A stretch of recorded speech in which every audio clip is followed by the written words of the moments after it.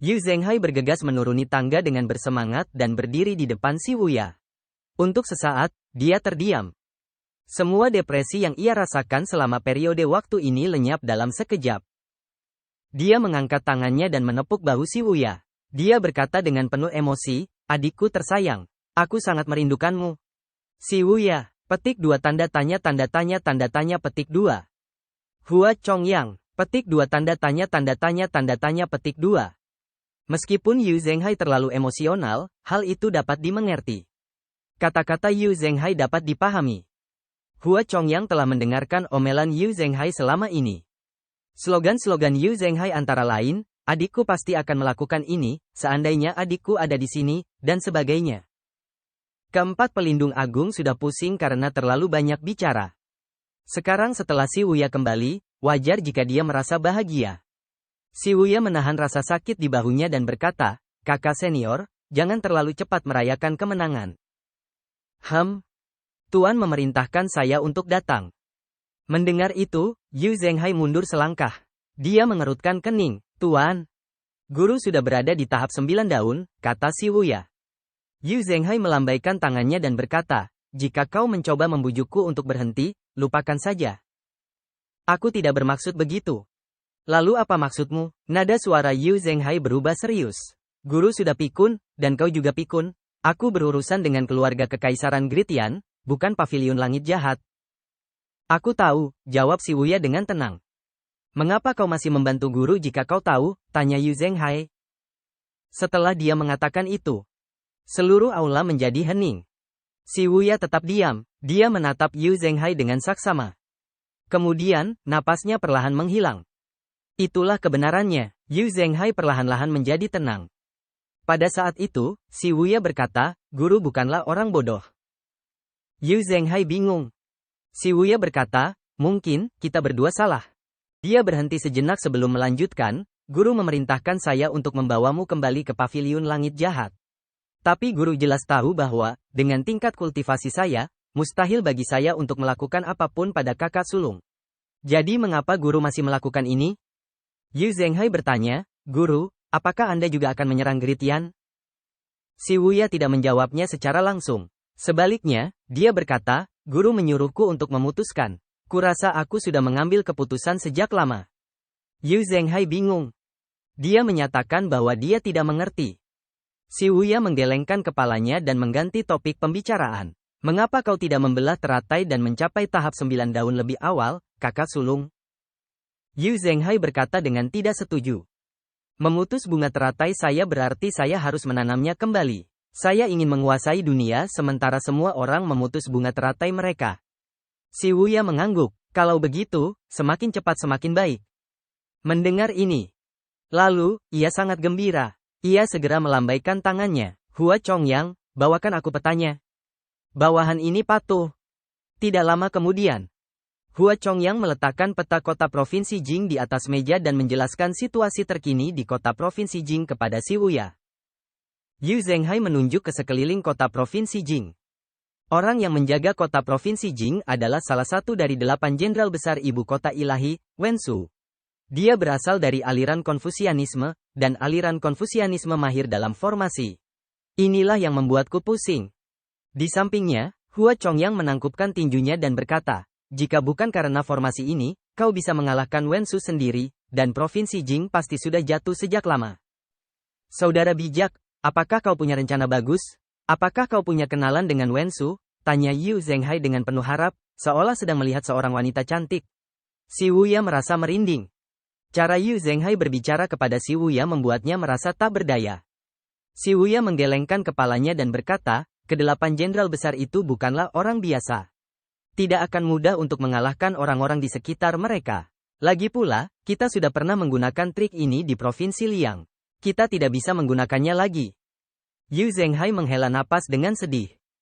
Si Wuya melanjutkan, "Namun, saya punya ide lain. Saudaraku yang bijak, katakan padaku, cepat." Yu Zhenghai terus memanggilnya sebagai saudaranya yang bijak. Rasanya dia tidak lagi peduli untuk tampil mengesankan.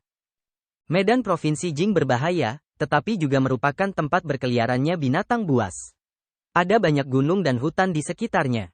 Kita bisa memancing binatang buas dan mengurangi kekuatan formasi, kata si Wuya. Yu Zhenghai mengerutkan kening. Aku bukan raja binatang buas. Bagaimana aku bisa memerintah mereka? Si Wuya berkata. Sungguh kebetulan, dalam 3 hari, di sebelah utara Jingzhou, di altar surga, akan ada pengorbanan makhluk hidup. Pengorbanan hidup. Mengorbankan manusia hidup ke surga adalah hal yang bodoh. Itu tidak penting. Yang penting adalah orang yang dikorbankan kali ini secara alami mahir dalam bahasa binatang dan mahir dalam musik. Mata Hua Chongyang berbinar. Sekarang setelah Anda menyebutkannya, Tuan Ketujuh, saya sedikit ingat tentang hal itu. Saya pergi ke kota Jingzhou untuk menanyakan hal itu, dan memang ada hal seperti itu. Tapi saat itu saya tidak terlalu memikirkannya, jadi saya tidak menanyakannya secara detail. Yu Zhenghai mengangguk. Maksudmu, kita harus mencegat orang ini dan memanfaatkannya? Itu benar. Mata Yu Zhenghai berbinar. Dia berdiri dan menepuk bahu si Wuya. Dia tertawa terbahak-bahak dan berkata, saudara yang bijak, kata-katamu telah membangunkanku. Hua Chongyang memasang ekspresi kagum di wajahnya.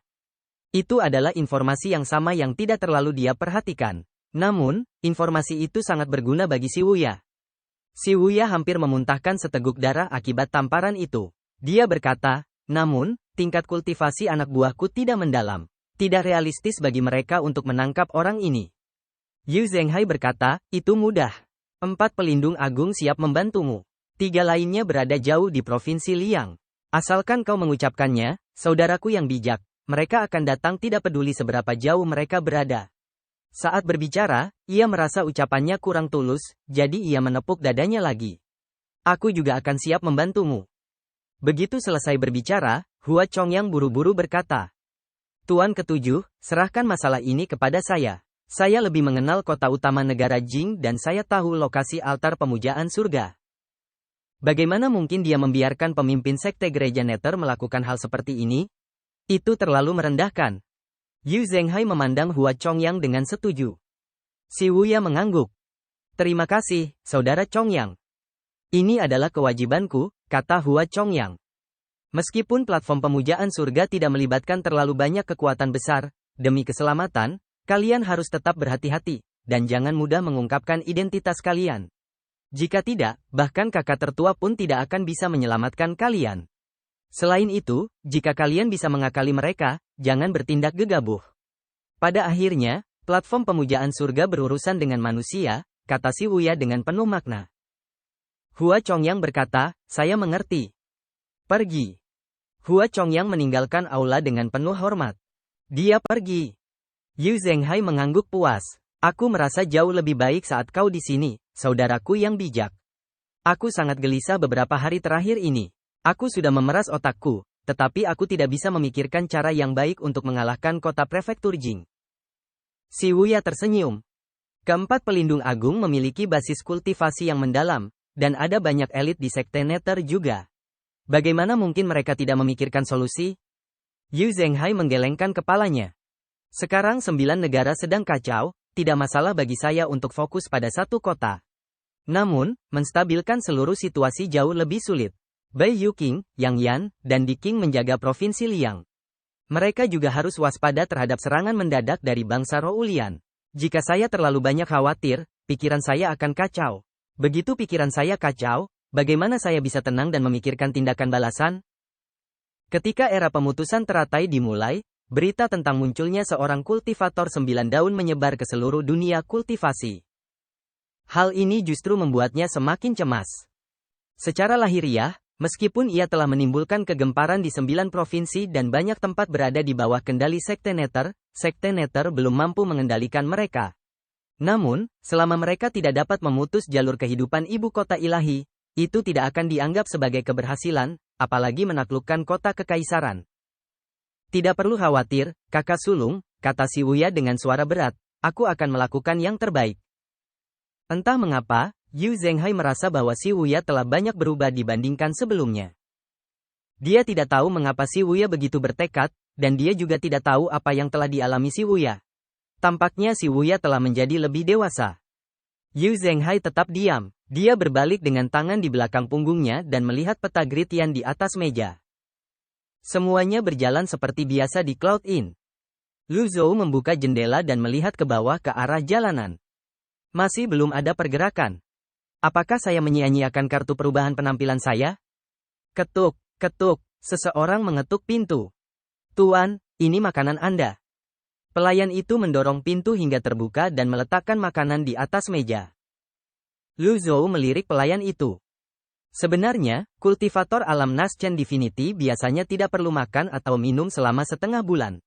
Namun, karena dia berada di kota provinsi Jing, dia tidak boleh menarik perhatian. Pelayan, apakah ada aktivitas di kota provinsi Jing akhir-akhir ini? Tanya Lu Zhou. Tuan, Anda sudah menanyakan ini berkali-kali. Kota provinsi Jing sangat damai. Tidak ada tempat yang lebih aman daripada di sini. Anda bisa tinggal di sini dengan tenang, pelayan itu meyakinkannya. Lu Zhou sudah memperkirakan jawaban seperti itu.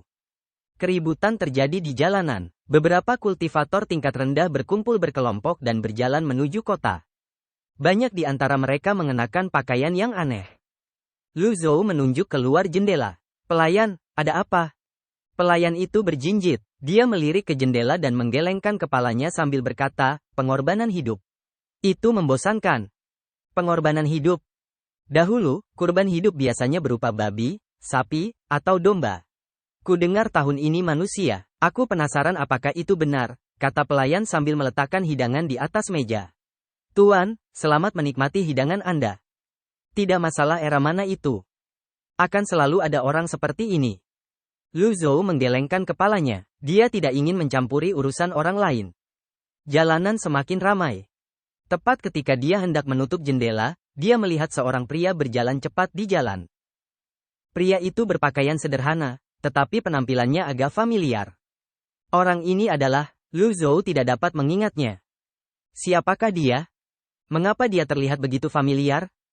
Ingatanku sangat buruk. Semakin lama dia menatap pria itu, semakin aneh dia menganggapnya. Lu Zhou mendorong dirinya dari tanah dan meninggalkan restoran. Dia mendarat di gang di samping penginapan. Dia mengikuti pria itu saat pria itu berjalan menyusuri jalan. Di ujung jalan, pria itu tiba-tiba berhenti dan berbalik. Boleh saya tanya mengapa Anda mengikuti saya, Pak Tua? Pria itu menyadari ada seseorang yang mengikutinya. Lu Zhou berkata dengan tenang, teman muda, kurasa aku pernah melihatmu di suatu tempat sebelumnya. Dia mengatakan yang sebenarnya. Namun, dia tidak ingat di mana. Namun, bagi pria itu, hal tersebut justru terasa lucu. Saya Huayang, Anda salah sangka, Tuan Tua. Tolong jangan ikuti saya lagi. Akan lebih baik jika dia tidak memberi nama anaknya. Setelah mendengar nama itu, Lu Zhou teringat Hua Chongyang. Dia adalah pemimpin dari 4 pelindung agung Sekte Nether, kursi pertama Aula Naga Azure, Hua Chongyang. Dia adalah pemimpin dari 4 pelindung agung dan seorang elit teratai emas 7 kelopak. Mengapa dia datang ke kota provinsi Jing sendirian? Saat Hua Chongyang berbalik dan pergi, dia sedikit mengerutkan kening. Dia segera menelusuri ingatannya, tetapi dia tidak dapat mengingat orang seperti itu. Jika identitasnya terungkap, itu akan menghancurkan rencana Tuan ke-7. Lu Zhou melihat sisa waktu pada kartu perubahan penampilan. Dia memiliki waktu sekitar 2 hari lagi. Dia mengikuti Hua Chongyang. Selama dia mengikuti Hua Chongyang, dia tidak perlu khawatir tidak bertemu dengan si brengsek itu, Yu Zhenghai. Lu Zhou menyembunyikan auranya, membuatnya tampak seperti orang yang lewat. Kartu pengubah penampilan tampak seperti barang yang bagus. Jika Hua Chongyang tahu siapa dia pasti akan mengompol ketakutan dan lari menyelamatkan diri. Setelah melewati 4 jalan, mereka meninggalkan kota utama. Mereka melanjutkan perjalanan ke utara kota provinsi Jing. Di tengah perjalanan, Hua Chongyang tiba-tiba mengubah arah. Dia berlari mengejar mereka dan menyerang dengan kecepatan kilat. Pak Tua, maafkan saya. Dia bergerak dengan kecepatan kilat. Ketika ia berada 10 meter dari Lu Zhou, ia memperhatikan ekspresi lelaki tua itu tampak tenang dan terkendali. Tekanan yang tak terlukiskan muncul di hatinya. Tepat ketika tinju energi Hua Chongyang hendak mengenai wajah Lu Zhou,